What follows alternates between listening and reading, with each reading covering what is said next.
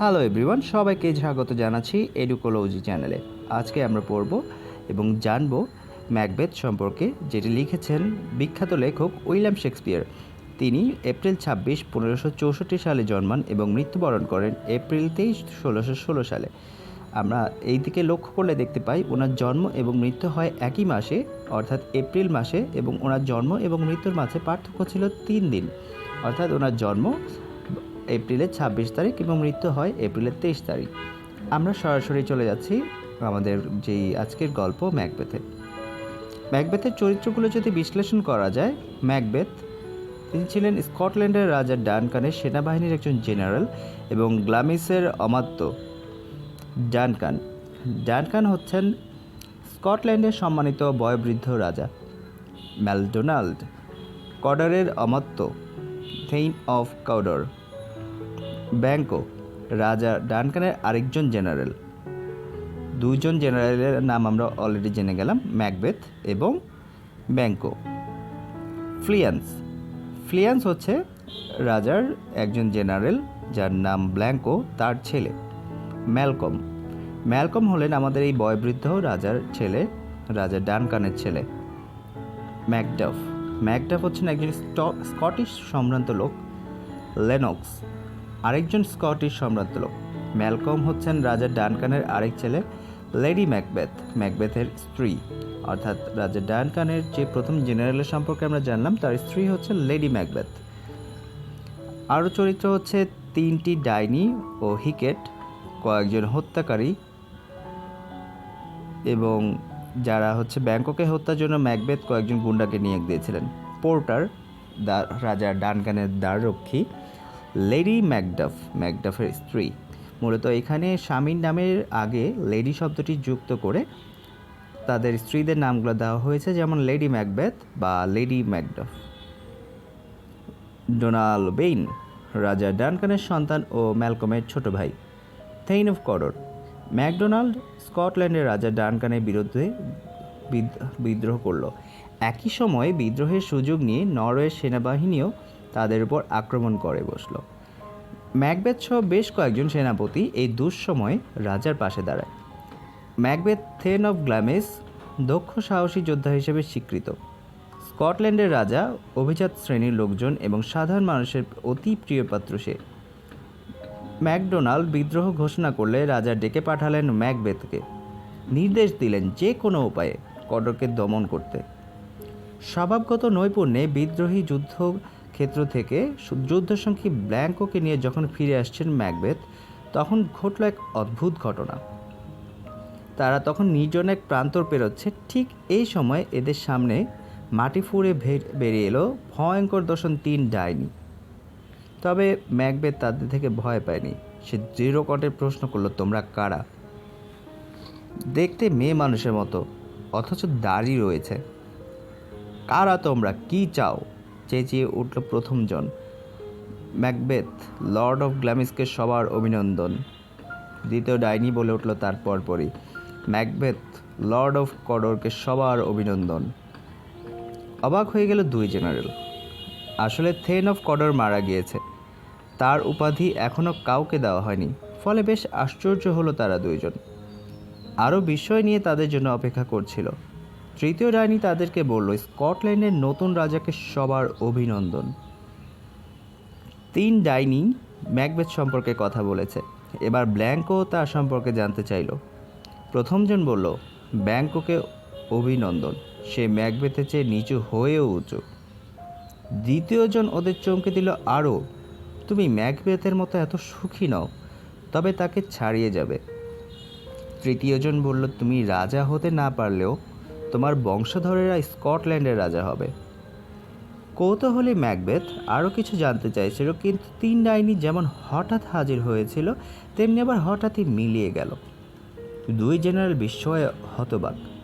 আজব এই অভিজ্ঞতার কথা যখন আলাপ করতে শুরু করেছে, ঠিক তখনই রাজার কজন কর্মচারীকে দেখা গেল ঘোড়ায় চেপে ওদের দিকে আসতে। রাজা তোমাকে অভিনন্দন জানিয়েছেন, বলল তারা, আর সেই জন্য থেইন অফ কডর উপাধিতে ভূষিত করেছেন তোমাকে। চমকিত হলো ম্যাকবেথ আর ব্যাঙ্কো। দ্বিতীয় ডাইনির ভবিষ্যৎবাণী সত্যিই ফলে গেছে। ম্যাকবেথকে দ্বিতীয় ডাইনি লর্ড অফ কর্ডন নামে সম্বোধন করেছিল, আর এখন সে তাই হয়ে বসে আছে। দ্রুত খেলে চলেছে ম্যাকবেথের মাথা। তবে কি তৃতীয় ডাইনির কথাও বলবে? সত্যি কি সে কখনো স্কটল্যান্ডের রাজা হতে পারবে? ম্যাকবেথ এবার চাইল ব্যাঙ্কোর দিকে। তোমার বংশধরেরা রাজা হবে, বলল সে। সান্ত্বনা দিতে চাইল ব্যাঙ্কোকে। ব্যাঙ্কো অবশ্য পাত্তা দিল না তার কথা। আমি এই জীবগুলোর কথা বিশ্বাস করি না। ওরা শয়তান, আমাদেরকেও শয়তান বানাতে চায়, খারাপ কাজ করাতে চায়। ওদের কথা বিশ্বাস করলে বিপদে পড়বে। কিন্তু ব্যাঙ্কোর কথায় কর্ণপাত করল না ম্যাকবেথ। ইতিমধ্যেই সে নিজেকে রাজা ভাবতে শুরু করেছে। ভাববেই না বা কেন? রাজা ডানকানের নিকটাত্মীয় সে, রাজার দরবারের অন্যতম জনপ্রিয় সভাসদও বটে। তার বয়স কম, ওদিকে রাজা বুড়িয়ে গেছেন। স্কটল্যান্ডও শাসন করার জন্য যোগ্য একজন রাজা দরকার। ম্যাকবেথ বুঝল না যে ডাইনিরা সুচারুভাবে তাদের কাজ সম্পন্ন করেছে, আর তাদের ফাঁদে পড়ে গেছে সে। রাজা বিদ্রোহ দমনের পুরস্কার হিসেবে ম্যাকবেথকে বিশেষ সম্মান প্রদর্শন করতে চাইলেন। সেই সময়কার প্রথা অনুযায়ী তিনি ম্যাকবেথের দুর্গে বেড়াতে আসবেন ঘোষণা করলেন। রাজার সিদ্ধান্তের কথা শুনে তখনই রওনা করল ম্যাকবেথ, তার স্ত্রীকে রাজার আগমনের বার্তা জানানোর জন্য। বাড়ির পথে রওনা দেওয়ার আগে ম্যাকবেথ একটি চিঠিও লিখল স্ত্রীর উদ্দেশ্যে। তারপর সেটা পাঠিয়ে দিল দূত মারফত। চিঠিতে সে ডাইনিদের ভবিষ্যৎবাণীর কথা উল্লেখ করল, জানালো প্রথমটা ফলে গেছে, দ্বিতীয়টা কি ফলবে। লেডি ম্যাকবেথও স্বামীর চেয়ে কম উচ্চাকাঙ্ক্ষী নয়। ভবিষ্যৎবাণীর সফলতার জন্য সব কিছু করতে প্রস্তুত সে। ভীষণ চতুর এবং বুদ্ধিমতী সে। তার বুঝতে অসুবিধা হলো না ডানকান যতদিন বেঁচে থাকবে ততদিন তার স্বামী ম্যাকবেথের রাজা হওয়ার কোনো সম্ভাবনাই নেই বললেই চলে। ছলে বলে, কৌশলে এবং নানান ফন্দি ফিকির করে সরিয়ে দিতে হবে পথের কাঁটা রাজা ডানকানকে। লেডি ম্যাকবেথ ঠিক করলো এ ব্যাপারে সে চাপ সৃষ্টি করবে তার স্বামীর ওপর। চিঠিটা পড়ে সন্দেহ হলো লেডি ম্যাকবেথের। স্বামী তার কথায় রাজি হবে তো? কারণ সে তার স্বামীকে খুব ভালো করেই চেনে। মানুষটি যতই উচ্চাকাঙ্ক্ষী হোক না কেন, তার মনটা বড় নরম। যাই হোক, স্বামীকে বুঝে সুঝে রাজি করে ফেলবে সে। সৌভাগ্যক্রমে রাজা আসছেন তাদের দুর্গে, আর তাদের দুর্গে যখন আসছেন তখন সুযোগ তো অবশ্যই জুটে গেছে লেডি ম্যাকবেথের ভাগ্যে। প্রথম রাতেই খুন করতে হবে রাজাকে। কেউই সন্দেহ করতে পারবে না তার স্বামীকে, কারণ সাম্প্রতিক যুদ্ধে রাজার প্রতি আনুগত্যের প্রমাণ রেখেছে ম্যাকবেথ। তাই তাকে ফাঁসানোর কোনো সুযোগই নেই। স্বামী পৌঁছানো মাত্রই লেডি ম্যাকবেথ তার পরিকল্পনার কথা প্রকাশ করল। কিন্তু যা ভেবেছিল তাই, রাজি হলো না ম্যাকবেথ। সে অবশ্যই রাজা হতে চায়, কিন্তু রাজা ডানকানকে খুন করে নয়। আজ রাতে রাজা আসছেন, বলল ম্যাকবেথ। যাবেন কখন? জানতে চাইল তার স্ত্রী লেডি ম্যাকবেথ। ম্যাকবেথ উত্তর দিল, আগামীকাল। লেডি ম্যাকবেথ বলল, সেই সুযোগ তিনি আর পাচ্ছেন না। লেডি ম্যাকবেথ স্বামীকে শিখিয়ে পড়ে দিল কিভাবে সাদর আমন্ত্রণ জানাতে হবে রাজাকে, আর রাতের কাজের ভার ছেড়ে দিতে বলল তার ওপর। সব পরিকল্পনা সম্পন্ন। আজ রাতেই হত্যা করা হবে রাজা ডানকানকে।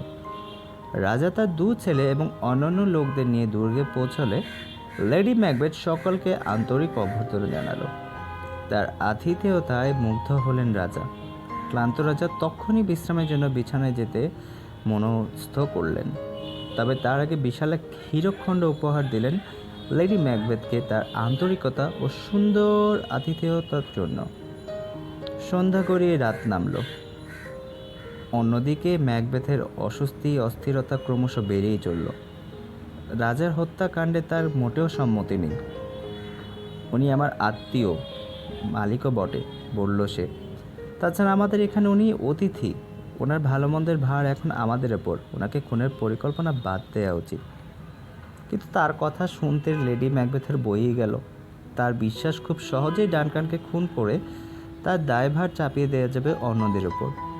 সংকল্প স্থির থাকতেই হবে, বলল সে।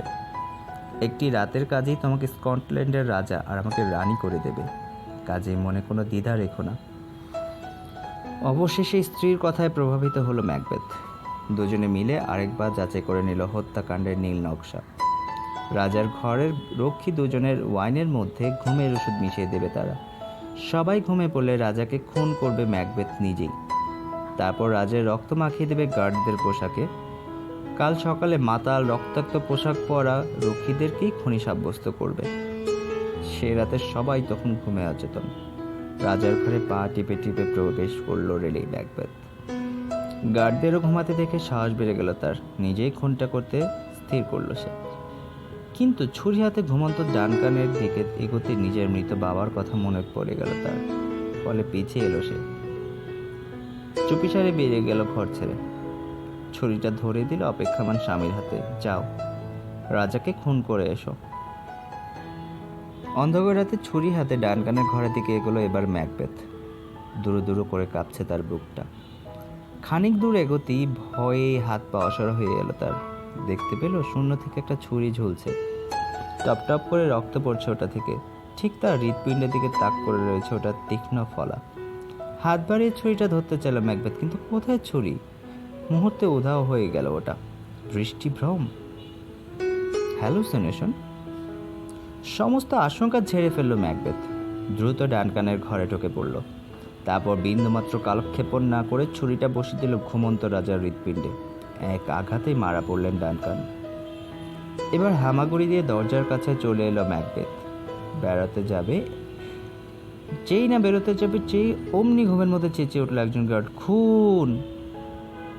আর হেসে উঠল অন্যজন। থমকে গেল ম্যাকবেথ। দুরু দুরু করে উঠল বুকটা। কিন্তু বিপদ ঘটল না কোনো। গার্ড দুজন ঘুমিয়ে পড়ল আবার। অন্যদিকে উদ্বিগ্ন হয়ে বসে আছে লেডি ম্যাকবেথ। চারদিক অন্ধকারে কান পেতে রয়েছে সে। শুনতে চেষ্টা করছে প্রতিটি শব্দ। গার্ডদের একজনকে চেঁচিয়ে উঠতে শুনে ভেবেছে ম্যাকবেথ বুঝি ধরা পড়ে গেল। কিন্তু ম্যাকবেথ ফিরে এসে সব জানতে স্বস্তির নিঃশ্বাস পেল তার স্ত্রী। কিন্তু এই অপকর্ম ঘটিয়ে মানসিকভাবে প্রায় বিপর্যস্ত হয়ে পড়েছে ততক্ষণে ম্যাকবেথ। পাগলের মতো পায়চারি করতে লাগলো সে। কানে আসছে কার যেন কণ্ঠ, ঘুম হারাম। ম্যাকবেথ ঘুমকে খুন করেছে, তার ঘুম হারাম। লেডি ম্যাকবেথ তার এই করুণ অবস্থা দেখে ধমক দিল, বুদ্ধিশুদ্ধি লোপ পেল নাকি তোমার? ছুরিটা নিয়ে এসেছো কেন? ওটা গার্ডদের পাশে রেখে এসোকে যাও। ওদের কাপড়ে রক্ত মাখিয়ে দিয়ে এসো। কিন্তু মৃত ডানকানের ঘরে ফিরে যেতে নারাজ ম্যাকবেথ। ফলে লেডি ম্যাকবেথকেই স্বয়ং যেতে হলো ও ঘরে। ঘুমন্ত গার্ডদের সারা শরীরে সে মেখে দিল ডানকানের রক্ত। ছুরিটা ফেলে এলো ওদের পাশে। সে যখন ফিরল তখন দেখতে পেল নিজের রক্ত মাখা হাত দুটির দিকে আতঙ্কিত চোখে চেয়ে রয়েছে ম্যাকবেথ। সমুদ্রের সব পানি ধুলেও কি এ দাগ যাবে? আপন মনে প্রশ্ন করল সে। পুরো সমুদ্রটাই লাল হয়ে যাবে। এই সময় হঠাৎই দুর্গের গেটে ধাক্কা দেওয়া শব্দ শোনা গেল। চমকে উঠে কাঁপতে লাগলো ম্যাকবেথ। পরিস্থিতি নিয়ন্ত্রণে নেওয়ার চেষ্টা করল লেডি ম্যাকবেথ।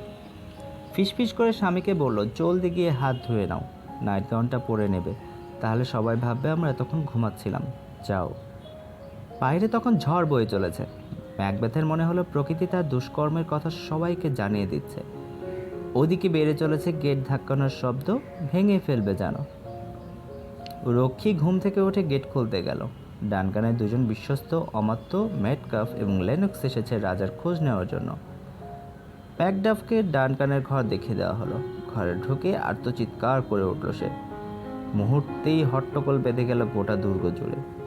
ম্যাকডাফ স্পষ্ট বুঝল হত্যা করা হয়েছে রাজাকে, অর্থাৎ তার মনিবকে। সে হত্যাকাণ্ডের কথা জানাতেই প্রচণ্ড ক্রোধে কাঁপতে লাগলো ম্যাকবেথ। তখনই নিরীহ গার্ড দুজনকে খুন করলো সে। তার ধারণা এতে রাজার প্রতি তার বিশ্বস্ততার স্পষ্ট প্রমাণ পাবে ম্যাকডাফ এবং ডানকানের দু ছেলে। দু ভাই কিন্তু গার্ডদের হত্যাকাণ্ডকে ভিন্ন দৃষ্টিতে দেখল। গার্ডদের মেরে ফেলার পর ডানকানের হত্যাকাণ্ডের আর কোনো সাক্ষী রইল কই? রাজাকে মেরে গার্ডদের কী লাভ? দু ভাই আলোচনা করলো এইসব ব্যাপার নিয়ে। তারপর পালাতে মনস্থ করলো। ম্যাকবেথ এই মুহূর্তে নির্মম বেপরোয়া হয়ে গেছে। সে অনেক অঘটন ঘটিয়ে বসতে ডোনালাবেইন আয়ারল্যান্ডের পথে পাড়ি জমালো। ভেঙে পড়েছে ম্যাকডাফও। কিন্তু তখনকার মতো রয়ে গেল সে। ভাবল কি করা যায়। ওদিকে লেডি ম্যাকবেথ ধরা পড়ে যাওয়ার আশঙ্কায় অস্থির। জ্ঞান হারালো সে। কিন্তু পরে জ্ঞান ফিরে বুঝতে পারলো ভয়ের কিছু নেই। এখন স্কটল্যান্ডের সিংহাসন আর ম্যাকবেথের মধ্যখানে আর কেউ নেই। ডানকানের দুচ্ছেলের পলায়নের পর তার নিকটাত্মীয় ম্যাকবেথের মাথায় রাজমুকুট উঠল।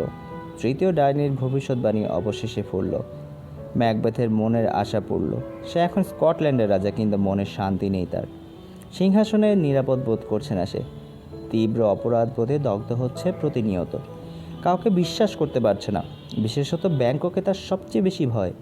ডাইনির ভবিষ্যৎবাণী সর্বক্ষণ খোঁচায় তাকে। ডাইনি ব্যাংককে বলছেন, তুমি রাজা হতে না পারলেও তোমার বংশধরেরা স্কটল্যান্ডের রাজা হবে। ব্যাংকর একটা ব্যাপার অস্বস্তিতে রেখেছে ম্যাকবেথকে। রাজা ডানকানের প্রতি অসম্ভব অনুগত ছিল সে। শান্ত গম্ভীর প্রকৃতির লোক ব্যাংক। কখন কি ভাবছে বোঝা বড় দায়। তাছাড়া ওর তরুণ ছেলে ফ্লিয়ান্স তো রয়েছে। সন্দেহপ্রবণ ম্যাকবেথ প্রতিজ্ঞা করল তার সম্ভাব্য সকল শত্রুকে হত্যা করবে। তালিকায় এই ক্ষেত্রে সবার আগে আসলো ব্যাংকো আর ফ্লিয়ান্সের নাম। ম্যাকবেথের মনে হলো যে মানসিক যন্ত্রণা সহ্য করে সে রাজাকে খুন করেছে। ব্যাংকর বংশধরেরা সিংহাসনে বসলে তা পানিতে যাবে। আস্তে আস্তে করে ম্যাকবেথ চিন্তা করতে লাগলো এবং সেই ব্যাংককে খুন করার সিদ্ধান্ত নিয়ে নিল। এই উদ্দেশ্যে মস্ত ভোজের আয়োজন করা হলো প্রাসাদে। আজ রাতে ডিনারের আয়োজন করেছি, ব্যাংককে বলল ম্যাকবেথ। তোমাকে কিন্তু আসতেই হবে। আসবো ইওর ম্যাজেস্টি, জবাব দিল ব্যাংক। তার আগে আমাকে একটু কাজে যেতে হবে, ঘোড়া নিয়ে যাব।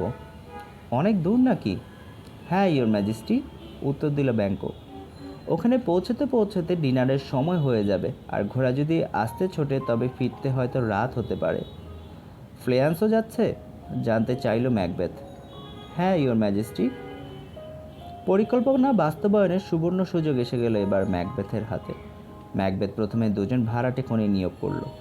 সন্দেহ হওয়ায় তাদের পিছনে আরও একজনকে নিয়োগ করে পাঠালো।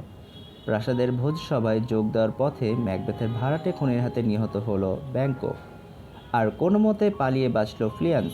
এদিকে ব্যাংকো সম্মানে আয়োজিত ভোজসভায় সমস্ত অমাত্যদের ডেকে পাঠিয়েছে ম্যাকবেথ। ম্যাকডাফ দাওয়াত গ্রহণ করেনি। নতুন রাজাকে চরম সন্দেহ তার।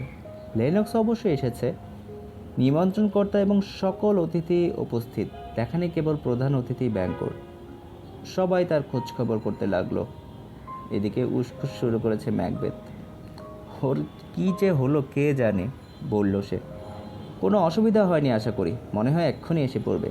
সে কথা বলার সঙ্গে সঙ্গেই নিজের জন্য রক্ষিত চেয়ারে এসে বসলো ব্যাংকর ভূত। ভয় আত্মারাম খাঁচাছাড়া হয়ে গেল ম্যাকবেথের। রক্তমাখা চুলগুলো অমর করে ঝাঁকাচ্ছ কেন? আমি কিচ্ছু করিনি, কর্কশ কণ্ঠে ফিসফিস করে বলল সে। ও ছাড়া আর কেউ ভূতটাকে দেখেনি, ফলে ওর কথা শুনে অবাক হয়ে গেল সকলে। এদিকে ম্যাকবেথের এরকম আচরণে লেডি ম্যাকবেথ প্রমাদ গুনতে লাগলো। দ্রুত পরিস্থিতি সামাল দেওয়ার চেষ্টা করলো সে। আমার কর্তা প্রায় এমন করেন, সমবেত অতিথিদের উদ্দেশ্যে বলল সে। ও কিছু নয়, আপনারা ভাববেন না। স্বামীকে একপাশে সরিয়ে নিয়ে গেল লেডি ম্যাকবেথ। স্বাভাবিক অবস্থায় ফিরিয়ে আনার চেষ্টা করতে লাগলো। এত ভয় পাচ্ছ কেন? স্বামীকে বলল সে। ওরা আমাদেরকে সন্দেহ করবে তো। কি হয়েছে তোমার? খালি চেয়ারের দিকে কি চেয়ে রয়েছ? এ কথা বলা মাত্রই ব্যাংকর ভূতটা উধাও হয়ে গেল। আবার সাহস ফিরে পেল ম্যাকবেথ। অতিথিদের সঙ্গে গল্পগুজবে মেতে উঠল। প্রিয় বন্ধু ব্যাংকর সুস্বাস্থ্য কামনা করে পানীয় পান করল সে। ও এখানে থাকলে কি ভালোই না হতো, বলে ফেলল ম্যাকবেথ। অমনি আবার হাজির হয়ে গেল ব্যাংকর ভূত। ভয়ে গা শিরশির করতে লাগলো ম্যাকবেথের। যাও, দূর হয়ে যাও, চেঁচিয়ে উঠল সে। চোখের সামনে থেকে দূর হয়ে যাও। অতিথিরা আবারও বিস্মিত হলো। পরিস্থিতি আবারও সামাল দেওয়ার চেষ্টা করলো লেডি ম্যাকবেথ। সে জানালো তার স্বামীর প্রায় এরকম অসুবিধা হয়, কাজেই অতিথিরা আজকের মতো চলে গেলেই ভালো হয়। বুদ্ধিমতী লেডি ম্যাকবেথ অনেক অভ্যাগতদের চোখে মুখে স্পষ্ট সন্দেহের ছাপ দেখতে পেলেন। উপলব্ধি করল তার স্বামীর শত্রুর সংখ্যা ক্রমশ বেড়ে চলেছে দিনকে দিন। অতিথিরা চলে গেলে একান্ত আলোচনা সেরে নিল লেডি ম্যাকবেথ এবং ম্যাকবেথ। ম্যাকবেথ স্ত্রীকে জানালো সে ডাইনিদের সঙ্গে কথা বলতে চায়। কি ঘটতে যাচ্ছে জানতে হবে তার। পরদিন সকালে সেই নির্জন প্রান্তরে চলে গেল ম্যাকবেথ। ডাইনিরা তখন জাদুমন্ত্র করছে প্রেতাত্মাদের ডেকে আনার জন্য। কি ঘটতে যাচ্ছে জানতে চাই আমি, দৃঢ়তার সঙ্গে বলল ম্যাকবেথ। জবাবে 3টি প্রেতাত্মাকে ডেকে আনলো ডায়েরিরা। প্রথম প্রেতাত্মার আবির্ভাব ঘটল শিরোত্রাণ পরা এক মুন্ডরূপে। ম্যাকবেথ ওটার সঙ্গে কথা বলতে ছিল, কিন্তু নিষেধ করলো ডাইনিরা। ম্যাকবেথকে চুপ করে কেবল শুনে যেতে বলল। মুন্ডটা ধীরে ধীরে সতর্কবাণী শোনালো। ম্যাকবেথ, ম্যাকবেথ, ম্যাকবেথ, ম্যাকডাফ হতে সাবধান, লর্ড অফ ফাইফের কাছ থেকে সাবধান। তারপর মাটির নিচে মিলিয়ে গেল ওটা। বজ্রপাতের শব্দে আবির্ভূত হলো দ্বিতীয় প্রেতাত্মা। এটা এসেছে শিশুর রক্তাক্ত মুন্ডুর বেশে। খুনি, সাহসী আর দৃঢ় সংকল্পবদ্ধ হও। স্ত্রীলোকে জন্ম দেওয়া কোনো মানুষ কখনো তোমার ক্ষতি করতে পারবে না। তাহলে ভাবলো ম্যাকবেথ, ম্যাকডাফ আমার কোনো ক্ষতি করতে পারছে না, তবে ও মরলে আরও বেশি নিশ্চয়তা পাবো। তখনই মনস্থির করলো সে ম্যাকডাফকে মারবে। এবার দেখা দিল তৃতীয় প্রেতাত্মা। এটা মুকুট পরা একটা বাচ্চা, হাতে গাছ। ভয়ের কিছু নেই, বলল সেই প্রেতাত্মা, কোনো কিছুকেই ভয় করবে না। বার্নামের জঙ্গল, ডানসিনেন পাহাড়ে না আসা তো অজয় থাকবে তুমি। এটাও তারপর সে দিয়ে গেল মাটির গভীরে। ম্যাকবেথ এখন অনেকখানি স্বস্তি ফিরে পেয়েছে। তৃতীয় প্রেতাত্মার কথা মনে ধরেছে তার। শত্রুদের পরখ করার কোনো কারণই নেই। একটা জঙ্গল কিভাবে জায়গা ছেড়ে এগিয়ে আসবে? অবাস্তব কল্পনা। তবে একটা প্রশ্ন বারবার খোঁচাচ্ছে তাকে, ব্যাংকর বংশধরেরা কি সত্যি স্কটল্যান্ড শাসন করবে? ডাইনিদের এই গুরুত্বপূর্ণ এবং শেষ প্রশ্নটা করলো ম্যাকবেথ। তারা চমকে তাকালো ওর দিকে, নিষেধ করলো প্রশ্নটা করতে। কিন্তু ম্যাকবেথ নাছর বান্দা, শুনবেই সে। ফলে বাধ্য হয়ে মিলিয়ে গেল 3 ডাইনি। তাদের জায়গায় একে একে আবির্ভূত হলো 8 প্রেতাত্মা। বাজনার শব্দের সঙ্গে মিলিয়ে গেল তখনই আবার। সব পরিষ্কার দেখলো ম্যাকবেথ। সে বুঝতে পারল শরীরগুলো আর কারো নয়, 8 জন ভবিষ্যৎ রাজার। অষ্টম প্রেতাত্মার সঙ্গে ব্যাংক ওর চেহারার অদ্ভুত মিল। এই প্রেতাত্মাটার শরীর রক্তমাখা, হাতে আয়না। আয়নার চোখ পড়তেই ম্যাকবেথ দেখল তাতে ফুটে উঠেছে ব্যাংকর আরও বংশধরদের চেহারা। মাথায় তাদের স্কটিশ রাজমুকুট। হতাশ দৃষ্টিতে ওদের দিকে চেয়ে রইল ম্যাকবেথ। আর না, আর দেখতে চাই না। ডাইনিদের উদ্দেশ্যে গলা ফাটিয়ে চিৎকার করলো ম্যাকবেথ। এই মুহূর্তে ব্যাপরা হয়ে গেছে সে। শত্রু শেষ রাখবে না ও। শয়তান ভর করেছে তার উপর। ম্যাকবেথ যখন ফেরার জন্য রওনা দিচ্ছে, তখন দেখা হলো লেনক্সের সঙ্গে। সে জানালো ম্যাকডাফ ইংল্যান্ডে পালিয়ে গেছে। মহাখাপ্পা হলো ম্যাকবেথ। ম্যাকডাফকে এখন খুন করা সম্ভব হচ্ছে না, কিন্তু তাই বলে তার স্ত্রী এবং শিশু সন্তানদের ছেড়ে দেবে না সে। প্রতিশোধ নেবে তাদের উপর। মুহূর্তে মনস্থির করলো ম্যাকবেথ, খুন করবে সবাইকে। ম্যাকডাফের দুর্গে হানা দেওয়া হলো। তার স্ত্রী, সন্তান সহ উপস্থিত সবাইকে খুন করা হলো নির্বিচারে। অমাত্যবর্গ এখন মনে প্রাণে ঘৃণা করে ওকে। অনেকেই তার দিকে মুখ ফিরে নিয়েছে। যোগ দিয়েছে ম্যালকমের সঙ্গে। শক্তিশালী সেনাবাহিনী নিয়ে ইংল্যান্ড থেকে অগ্রসর হচ্ছে ম্যালকম। ডাইনিরা বলেছিল ব্যাংকক ম্যাকবেথের চেয়ে নিচু হয়ে উঠুক। বলেছিল সে ওর মতো সুখী নয় অতটা, তবে ভবিষ্যতে ওকে ছাড়িয়ে যাবে। ম্যাকবেথের মনে হলো সত্য বড়ই নিষ্ঠুর। ম্যাকবেথের প্রাসাদে এখন উদ্বেগ আর ভীতি জাঁকিয়ে বসেছে। তবে তার নিজের উপর নিয়ন্ত্রণ বজায় রাখার জন্য প্রাণপণ চেষ্টা করে চলেছে লেডি ম্যাকবেথ। দিনের বেলা ঠিকঠাক মতো কাজ করে সে, কিন্তু রাতের বেলা পাল্টে যায় দৃশ্যটা। আসলে ডানকানের হত্যাকাণ্ড গভীর ছাপ ফেলেছে তার মনে। রাতে শান্তিতে ঘুমাতে পারে না, হেঁটে বেড়ায় ঘুমের মধ্যে, আর ঘষতে থাকে দুহাত। দাগ উঠাতে চেষ্টা করে তার সেই রক্তমাখা দুহাত থেকে। আরব দেশের সমস্ত আতর মাখলেও রক্তের গন্ধ দূর হবে না, বিড় করে বলে লেডি ম্যাকবেথ। অপরাধবোধ কাবু করে ফেলেছে তাকে। দিনের পর দিন পেরিয়ে যেতে লাগলো এভাবে। হাজার চিকিৎসাতেও কোনো কাজ হলো না। এ রোগের ওষুধ জানা নেই আমার। চিকিৎসক বলল বিবেকের দংশন থেকে কেবলমাত্র ঈশ্বরই তাকে মুক্তি দিতে পারেন। যন্ত্রণাময় জীবন থেকে পালিয়ে বাঁচার জন্য শেষে একদিন আত্মহত্যা করে বসল লেডি ম্যাকবেথ। স্ত্রীর মৃত্যুর পর এই বিশাল পৃথিবীতে একদম একা হয়ে পড়ল ম্যাকবেথ। ইতিমধ্যে জীবনের প্রতি বিতৃষ্ণা জমে গেছে তার। বেশিরভাগ দক্ষ সৈনিক এবং যোদ্ধা তার পক্ষ ত্যাগ করেছে। এই মুহূর্তে শত্রুপক্ষের আক্রমণ ঠেকানোর জন্য শক্তিশালী সেনাবাহিনী গঠন করাও অসম্ভব তার পক্ষে। ডানসিনেন নিজের দুর্গে স্বেচ্ছাবন্দী হলো ম্যাকবেথ। প্রেতাত্মারা জানিয়েছে বার্নাম জঙ্গল ডানসিনেন পাহাড়ে আসে না পর্যন্ত চিন্তা নেই, এবং স্ত্রীলোকের প্রসবিত কোনো মানুষ তার ক্ষতি করতে পারবে না। কাজেই ম্যাকবেথের মনে হলো ডানসিনেন দুর্গে এই মুহূর্তে সম্পূর্ণ নিরাপদ ছিল। জঙ্গলের পক্ষে কি জায়গা ছেড়ে এগিয়ে আসা সম্ভব? মোটেই না। তবে সেজন্য নিশ্চিন্ত হয়ে বসে থাকার লোক নয় ম্যাকবেথ। সাহসী যোদ্ধা সে, প্রয়োজন পড়লে লড়ে মরবে। স্ত্রী এবং বিশ্বস্ত বন্ধুবিহীন একাকী ম্যাকবেথের দিন কেটে যেতে লাগলো চরম মানসিক যন্ত্রণায়। একদিন এক দূত ছুটে এলো ম্যাকবেথের কাছে। ফ্যাকাশে দেখাচ্ছে তার মুখ চোখ, প্রচণ্ড ভয় পেয়েছে, বোঝা যায় প্রায় বাকহারা হয়ে পড়েছে। বার্নামের জঙ্গল ডানসিনেন পাহাড়ের দিকে এগোচ্ছে, কোনো মতে বলতে পারল লোকটি। মিথ্যুক! গর্জে উঠল ম্যাকবেথ। তোমার কথা মিথ্যে হলে গাছে ঝুলিয়ে ফাঁসি দেব, আর সত্যি হলে আমাকে গাছে ঝোলাতে পারো, কিচ্ছু যায় আসে না। সমস্ত সাহস উবে গেছে ম্যাকবেথের ততক্ষণে। সে বুঝে ফেলেছে ডাইনিদের মিথ্যা আশ্বাসের কথা। আর বাঁচতে চাই না আমি, চেঁচিয়ে উঠল সে। তারপর সামনে নিয়ে চিৎকার করলো, সবাই বেরিয়ে অস্ত্র নিয়ে, পালানোর পথ নেই, লড়াই করব আমরা। সেই দূত বস্তুত সত্যি কথাই বলেছিল। বার্নামের জঙ্গল আসলে এগিয়ে আসছে ডানসিনেন পাহাড়ের দিকে। কিভাবে? ম্যালকম তার লোকদের নির্দেশ দিয়েছে গাছের ডাল কাটতে। প্রত্যেক সৈন্য সেই কাটা ডাল সামনে নিয়ে এগোলে ম্যালকমের লোকবল সম্বন্ধে জানা মুশকিল হয়ে পড়বে ম্যালকমের বিশ্বাস ধোঁকা খাবে ম্যাকবেথ। প্রতিপক্ষের শক্তি সম্পর্কে পূর্ণ ধারণা না নিয়েই যুদ্ধক্ষেত্রে বেরিয়ে আসবে। ম্যালকমের রণকৌশল সত্যিই কাজে লাগলো। গাছের ডালগুলোকে এগোতে দেখে দূত ভেবেছে পুরো বার্নাম জঙ্গলটাই এগিয়ে আসছে। ডাইনিদের ভবিষ্যৎবাণী এবারেও ফলে গেল। ম্যাকবেথ বুঝতে পারল ডাইনিরা বিভ্রান্ত করেছে তাকে। সে উপলব্ধি করল ব্যাংকও ও ঠিকই বলেছিল।